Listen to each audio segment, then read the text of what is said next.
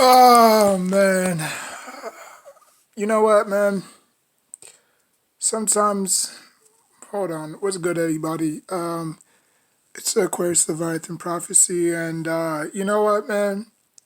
In life, sometimes in life, you're either doomed to repeat something or you're going to fail. You know? Um Now I'm not saying that this is why I think the Giants are going to lose, or I think this is why the Giants are going to win. It's really, I mean, throw the records out. The records, the Giants are 1-3, Cowboys are 3-1, right? We know how the NFC East is, especially divisional games. You could say it's close, oh, it's gonna be a close game. You know, you can say all that. But in the heat of the moment, it's it's more of a trap game. It's more of who's going to have the ball last in the fourth quarter. You know, I'm not saying the first, second, third quarter is not important, because obviously you have to sustain drives and you have to do all this, and you have to maintain composure throughout the whole game. You know, seeing how the Giants won the coin toss Sunday and they got the ball back, and actually they got the ball and they went down and scored. Not settling for a field goal. But the NFL Network is at it again. NFL Network has picked the Cowboys because you know how they at the end of the previews they tell you who's a better matchup and stuff like that. And the predictions, they all had the Cowboys winning. That's crazy. I remember back in '07 where the prognosticators had the Giants losing. You know, this was back in '07. And all behold, the Giants wind up winning that game. They did it for the Tampa Bay Buccaneers. They did it for the Green Bay Packers. They thought, oh, nobody can match Brett Favre and that offense. Because that all we lost to them week two. Yeah, we lost to them week two. We lost against the Cowboys week one. We lost against the like you already know how it went, right? We went 0-2. We had to win in Washington to save our season, and we did. And then after that, we went like on I think a 4 or 5 winning streak after that. And but pump your horses. It was a different offense, different offensive coordinators, different head coaches, different players. You can't really compare then to now. You know what I'm saying? But but it's crazy how they all picked the Cowboys to win. You know, some of them picked them in the high 30s. Some of them picked them in the low 20s. Some of them picked them 20-23, 26-21, 26-17, 24-27, 37-21. Just random. You know, uh, just random scores. You know, and they did this the exact same day as the Saints. Yeah, I remember when they all had to pick the Saints. Oh, who's gonna win? Because the Giants were 0-3, right? Because the Giants couldn't avoid to go 0-4. So what did they do? On NFL game day, they all picked who? The Saints. Not one of them picked the Giants. Now you see it's reversed. Sorry. You see it. You see it's reversed again. They all picking the Cowboys. So what does that tell you? The Giants are gonna win. Watch. The Giants are gonna win. It's either the Giants lose and keep it close, or the Giants win. Because you can have three factors. It's either the Giants are going to lose in the blowout, the Giants are going to lose by double digits, or the Giants are going to lose, but they're going to keep it close. It's not going to be like it's not going to be how it was week one against the Denver Broncos, you know what I'm saying? Where the Giants only scored 13 points, I think, obviously they scored 30 against the Saints. They only scored 14 against the Falcons. So if the Giants can keep it around the 30s to mid 30s, I think they can score. I think they can actually score with the Cowboys. How consistent? I don't think so. You know what I'm saying? Because, the Cowboys do such a good job, especially those slants, because the Giants run a lot of slants because they got Kadarius Toney and I don't know why they're using Gallup, not Gallup, Kenny Galladay doing slants. That's not his role. His role is just to get those 50-50 jump balls, you know what I'm saying? Because he's our biggest receiver out there, you know what I'm saying? Besides Shep and Tony and Kadarius Toney and Kadarius Slayton, I should say, you know, uh, you know, I never viewed him as a number one. I think when he was with the Lions, he was always a number two behind Golden Tate. I think Golden Tate was the number one. But other than that, I think Jones was the number one, and then Tate was number two, and then Galladay was number three. But I never viewed him as a number one receiver. We don't have a number one receiver. We really don't. Shepard is not a number one. Kadarius Toney is not a number one. Kadarius Slayton is not a number one. So we don't have a number one receiver, but we have guys that plays as a commodity. That like they play as one. Like we don't need no number one receiver and stuff like that. Cause you remember when Plaxico shot himself, Tuma retired. So there are a whole bunch of question marks on the Giants wide receiving core. And that's when we drafted Hakeem Nicks and Mario Manningham and Steve Smith and Dominic Hickson and Sonoris Moss. You know what I'm saying? Like we had the youngest receiving core in the NFL. So obviously it's not like that now. Like I would rather Hakeem Nicks, Mario Manningham, and Steve Smith. But I'm not gonna be picky and say that. And I'm not saying that the receivers that we have now is trash. It's just that the Cowboys do such a good job of taking those slants away, and that I think that's where the Giants have their strengths. When they go to those slants. You know what I'm saying? But I think they should use Galladay more down the field than just using slants because that's not his type of role. But anyways, man. So yeah, so NFL Network is picking Cowboys. Not one single Giant is picking. And I think the Giants like that. I think the Giants. I don't think it's extra motivation because nobody picked us. Because we've been doing this since Eli Manning was here. Like nobody picked us to win the Super Bowl the first time Eli won it. We went on the road. We didn't even have a home game. We went on the road. We went through 49ers. We went through the Packers. I think this was just like the second Super Bowl run. We went through the Packers. We went through the 49ers. You know what I'm saying? And then obviously we went on to beat the Patriots again, twice. So am I saying that, oh, this is going to be this is going to be deja vu all over again? Oh, nobody picked the Giants against the Saints, and the Giants wind up going out there and beating the Saints. You know what I'm saying? Like the Dak is 0-7 at home against the Giants. Like statistical stuff like that, which, like I said, I'm not a statistical guy. I'm not a stats guy. Like you're bound to make mistakes. Like Eli, that's the thing. Eli wasn't afraid to make mistakes because if you're afraid to make mistakes, you're not gonna have your NFL career is not gonna last.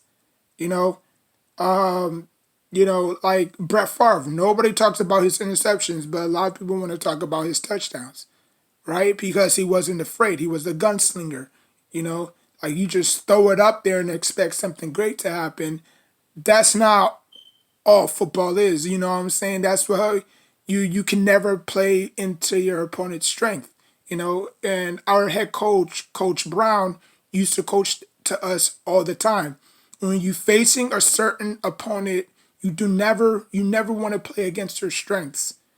You always want to tend to go against their weakness, because if you go against their strengths, that's just helping them even more. So you go away from what they can't do right. You know what I'm saying? So if the Cowboys are very good against the run in the pass, look what the Panthers did to them. The Panthers scored 26. You know, like because they have an important offense. They got two really good receivers out of Anderson and Moore.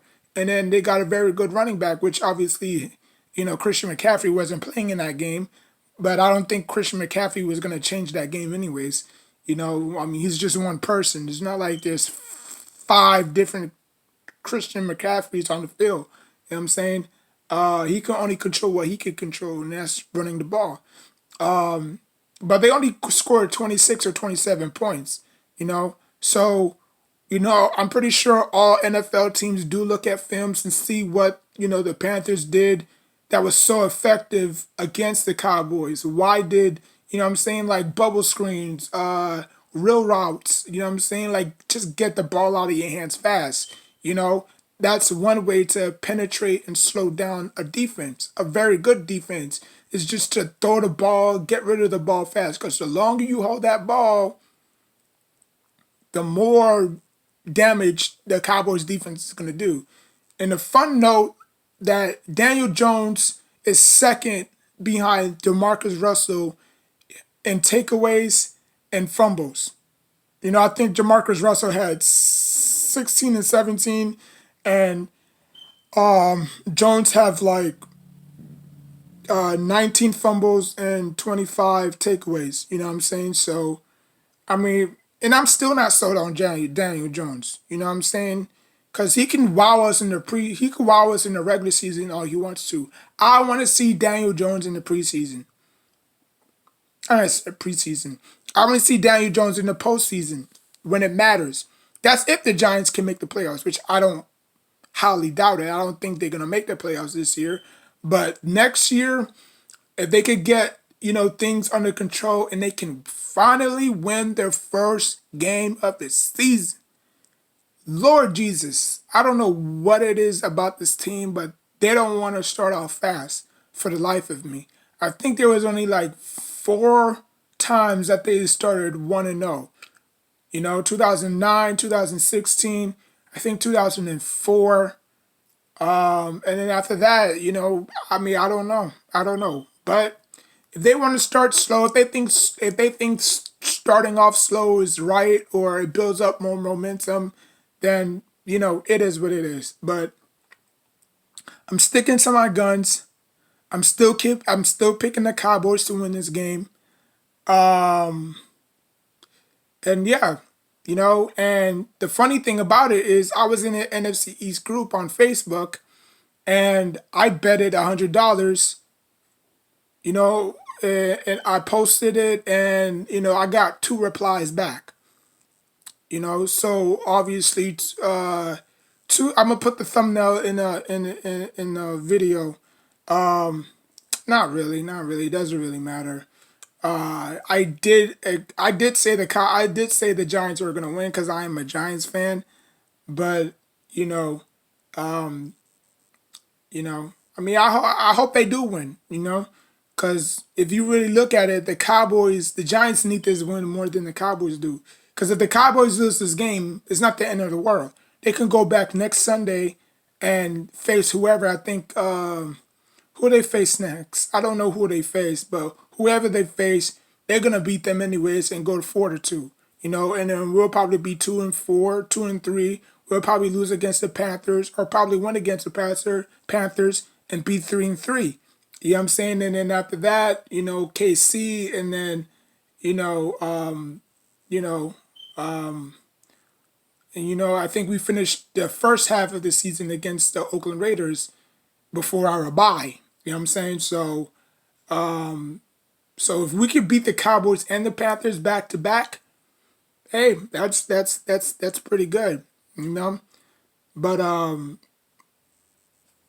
I mean, you know, so that's it. That's all. So yeah, so I like I said, I betted $100. Actually, if you want to call it 200, I betted 100, but two people wanted to put 200 on the line. You know what I'm saying? So he's gonna put up 100. He's another person gonna put up 100. They was asking me if I have Cash App. I don't have Cash App. I only have PayPal. So I told him that I have PayPal. I have Cash App, but I just don't use it. So yeah. If I win, I'll post it on the thumbnail. You know what I'm saying? I wish, because I do think they're going to win. It was just a little mind trick that I used to do, you know, because you have to pick against your team, or you have to pick with your team, I should say, you know, because if everything is riding on this game, oh, Dak Prescott is 7-0 against the Giants, all this statistical stuff about Daniel Jones being, this and that, and it's gonna come down to the fourth quarter and who has the ball last in the fourth quarter. That's just all it's gonna come down to, you know. Like whoever wins the coin toss in the fourth quarter, you know.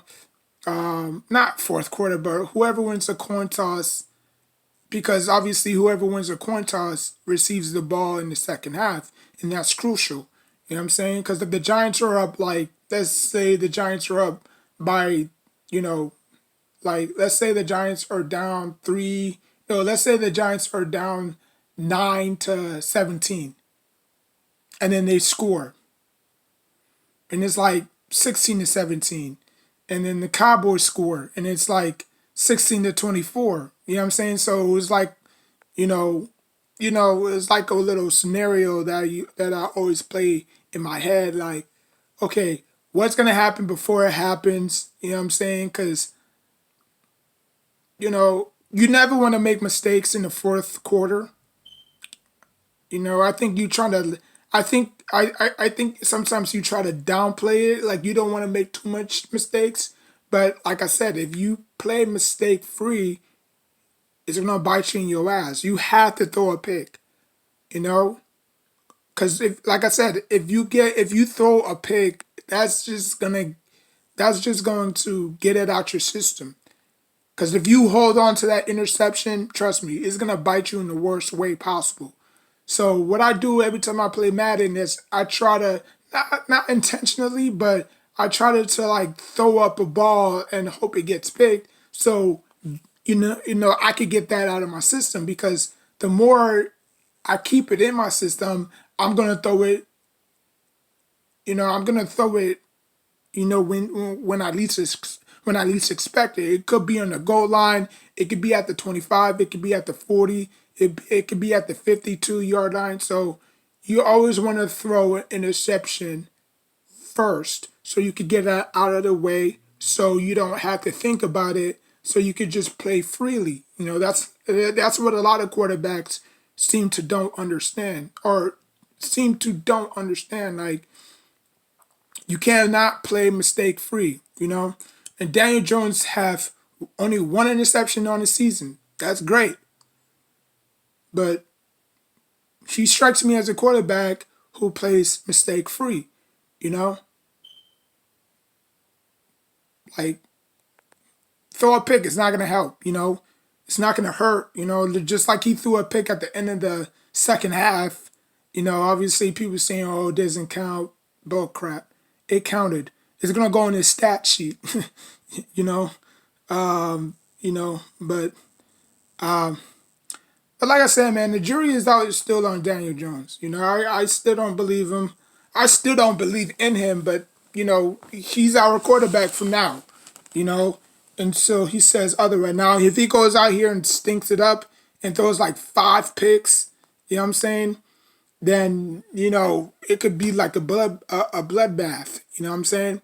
But if he goes out there composed, just like like he could just go out there and score like what 2 touchdowns, two interceptions. Like he can have one of those 2 touchdowns, 2 interceptions types of games.